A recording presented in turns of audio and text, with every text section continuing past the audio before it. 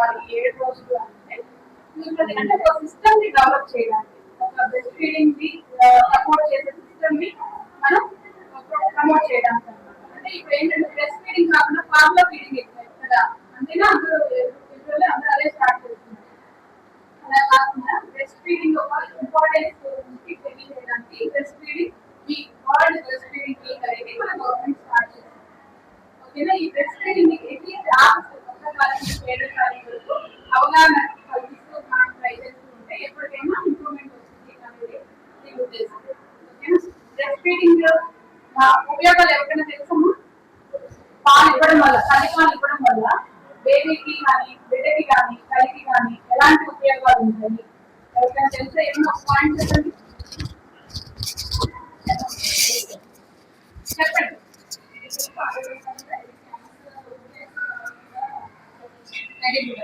So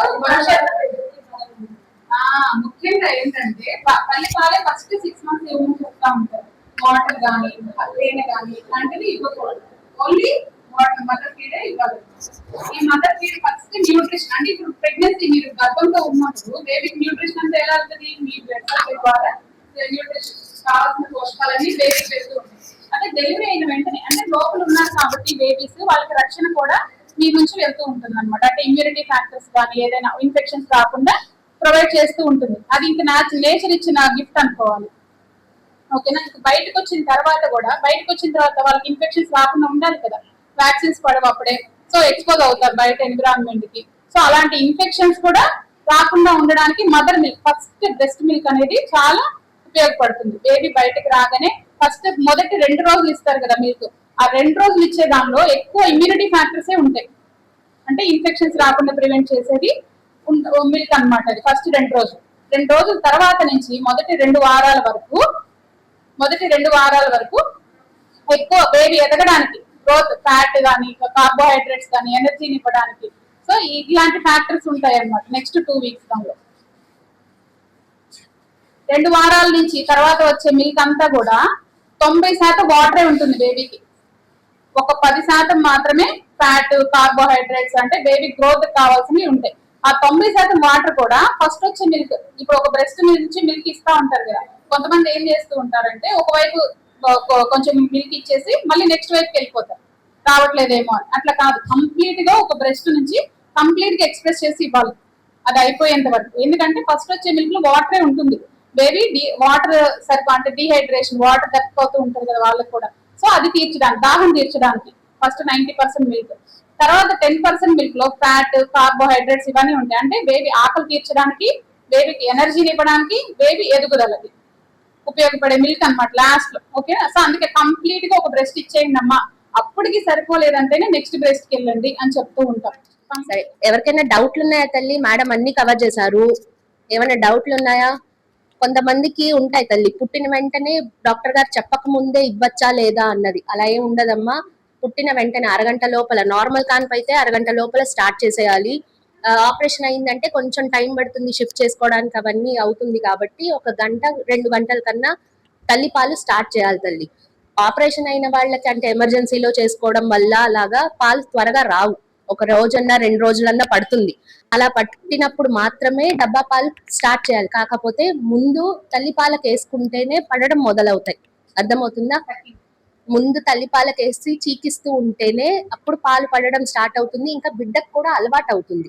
బిడ్డకు అలవాటు తప్పింది అంటే గనుక ఇంకెప్పుడు అసలు అలవాటు చేయడం చాలా కష్టం. ఒక్కసారి డబ్బా అలవాటు అయ్యింది అంటే గనుక తల్లి పాలకు వేసుకుంటే చాలా కష్టం అవుతుంది తల్లి. అర్థమవుతుందా? ఒక 2 రోజులు, మహా అయితే 2 రోజుల తర్వాత నుంచి పాలు స్టార్ట్ అవుతాయి ఆపరేషన్ అయిన వాళ్ళకు కూడా. ఇంకొకటి, జ్వరాలు వస్తే ఇవ్వకూడదు అనేసి అనుకుంటారు. జ్వరం వచ్చినా పర్వాలేదు తల్లి, ఎందుకంటే మనకి జ్వరం వచ్చినప్పుడు రోగ నిరోధక శక్తి ఏదైతే ఉందో అవన్నీ ఇది జ్వరం వచ్చే వాటికి ఫైట్ చేయడానికి పంపిస్తూ ఉంటాయి, రక్తంలో తయారవుతాయి. అవే పాల ద్వారా పిల్లలకు కూడా వెళ్తాయి. పిల్లలకి వెళ్ళడం కూడా మంచిదే. ఆ టైంలో జ్వరం వచ్చినప్పుడు మరీ డాక్టర్లు ఇవ్వద్దు అని చెప్తే తప్ప వేరే చిన్న జ్వరాలకి ఇవ్వచ్చు, పాలు ఇవ్వచ్చు అమ్మ. అంతేకాని తల్లికి జ్వరం వస్తాయి, బిడ్డకి జ్వరం వచ్చినా కానీ తల్లి పాలు కంటిన్యూ చేయాలి. చాలా పెద్ద జ్వరాలు ఏంటి, HIV, AIDS అలాంటి వాళ్ళకు కూడా అంటే ఇండియాలో మామూలుగా తల్లి పాలు ఇది బెటర్ అనేసే చెప్తున్నారు. ఎప్పుడైతే ఆల్రెడీ హెచ్ఐవి ఉన్నారు, పేషెంట్ కి హెచ్ఐవి పాజిటివ్ వచ్చింది, కాకపోతే మందులు వాడుతున్నారు, మందులు వాడడం స్టార్ట్ చేశారు, వైరల్ లోడ్ అంటే లోపల ఇన్ఫెక్షన్ ఉండేవి తక్కువగా ఉన్నాయి, లోడ్ తక్కువగా ఉంది అన్న వాళ్ళు కంపల్సరీ వాడుతూ ఉండాలి తల్లి. అర్థమవుతుందా? అంతేకాని జ్వరాలు వచ్చాయని పాలు మానేయడాలు అవేమొద్దు. ఒక 6 నెలల వరకు ఏంటి ఇది ఏమంటారు మేడం, తల్లిపాలు వీటి అది అచ్చంగా తల్లిపాలు మాత్రమే ఇస్తే పిల్లలు అది ఆరోగ్యం కూడా బాగుంటుంది. అర్థమవుతుందా? ఆ తర్వాత ఫుడ్ స్టార్ట్ చేసిన తర్వాత 1 సంవత్సరం 2 సంవత్సరాల వరకు కూడా తల్లిపాలు ఇవ్వచ్చు. ఎందుకంటే ఫస్ట్ మొత్తంగా తల్లిపాలల్లో అన్ని రకాలు ఉంటాయి వెళ్ళేవి, గుడ్డ ఎదగడానికి కానీ, పాకడానికి కానీ, తల నిలబడడానికి, ఇవన్నీ ఫస్ట్ బ్రెయిన్ పెరిగేది కూడా 1 సంవత్సరంలో 2 సంవత్సరాల్లో బాగా ఎక్కువ పెరుగుతుంది బిడ్డకి. సో ఆ టైంలో తల్లిపాలల్లో ఉండాల్సిన పోషకాలు అవన్నీ వెళ్తూ ఉంటాయి. తర్వాత తిండి స్టార్ట్ చేసిన తర్వాత సగం నుంచి కొంచెం ఎక్కువ వరకు పోషకాలు ఉంటాయి తల్లిపాలల్లో. మిగతావి పెడుతూనే తల్లిపాలు కూడా ఇస్తూ ఉంటేనే కరెక్ట్ గా బ్యాలెన్స్ అవుతుందమ్మా. బరువు పెరగట్లేదు అని మాత్రం భయపడద్దు.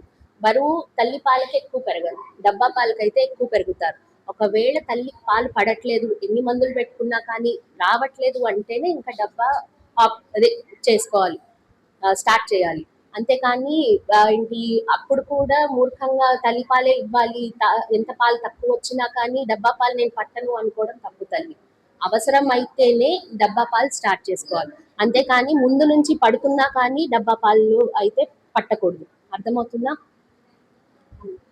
చెప్తున్నారనమాట. బాడీ ఫీడ్ అంటే బేబీకి ఎనర్జీ కావాలి, బేబీ న్యూట్రిషన్ కావాలి అని అంటే ఇంకా మీకు రావట్లేదు అంటే అన్ని బాడీ బ్రెస్ట్ మిల్క్ లెవెల్స్ కూడా తగ్గించుకోవాలి. అంటే నిద్ర సరిగ్గా పోవాలి, ఫుడ్ మంచిగా తినాలి, సరౌండింగ్ ఫ్యామిలీ మెంబర్స్ అంతా కూడా తనకు కోఆపరేట్ చేయాలి యాక్చువల్లీ.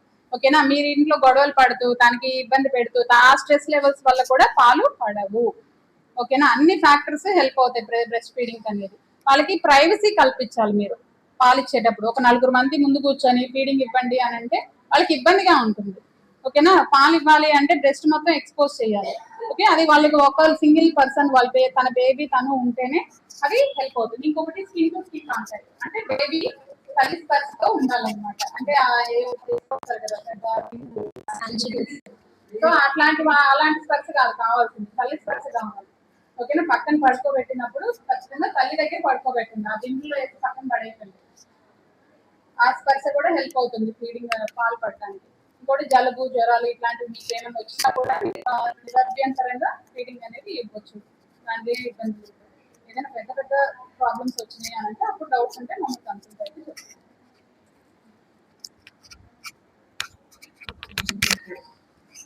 ఏమైనా డౌట్లు ఉన్నాయా? పర్వాలేదు.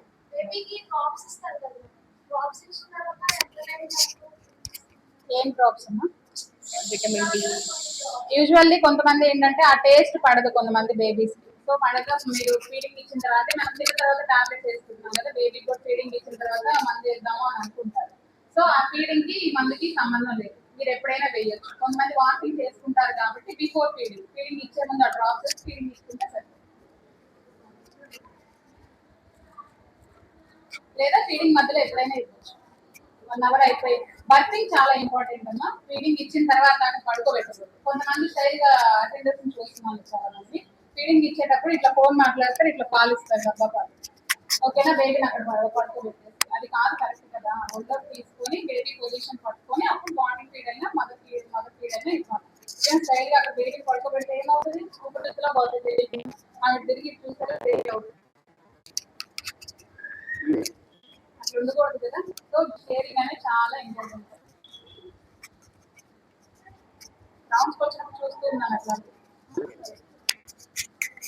ఇంకేమైనా డౌట్స్ చెప్పండి. డౌట్స్ ఉండవు కానీ వెళ్ళేటప్పటికి ఎవరు పాల్గొనమాట. వెళ్ళి వార్డ్కి వెళ్ళి చూసి రౌండ్స్ చూసేటప్పటికి ఎవ్వరు పాల్గొనరు, అందరు డబ్బాలే పెడుతూ ఉంటారు. చాలా మంది లోపల చూస్తున్నాయి మేడం బేబీ సర్చ్ చేయలేకపోతుంది అంటే యూజువల్లీ కొంతమంది బేబీస్ పట్టుకుంటారు, వెంటనే పట్టేసుకుంటారు. కొంతమంది బేబీస్ పట్టుకోరు. మనం 1 అవర్ ట్రై చేయాల్సిందే, కూర్చొని కుర్చీ పడాల్సిందే. వాటితో 2 days 1 week అయినా పడుతుంది కొంతమంది. అయినా కూడా ట్రై చేస్తూ ఉంటేనే బేబీ సెట్ చేస్తేనే నిప్పులు అనేది ముందుకు వస్తూ ఉంటుంది. తర్వాత ఫీడింగ్ ఈజీ అవుతుంది 1 వీక్ తర్వాత. ఆ 1 వీక్ వరకు మీరు ఖచ్చితంగా half an hour to 1 hour try చేయాల్సిందే బేబీకి ఇవ్వడానికి. మీకు తెలియట్లేదు అని అంటే హాస్పిటల్కి వస్తే ఇక్కడైనా ఫీడింగ్ గురించి ఎక్స్ప్లెయిన్ చేసి ఇప్పిస్తాను ఎలా ఇవ్వాలి. నో డౌట్స్ కదా? Thank you.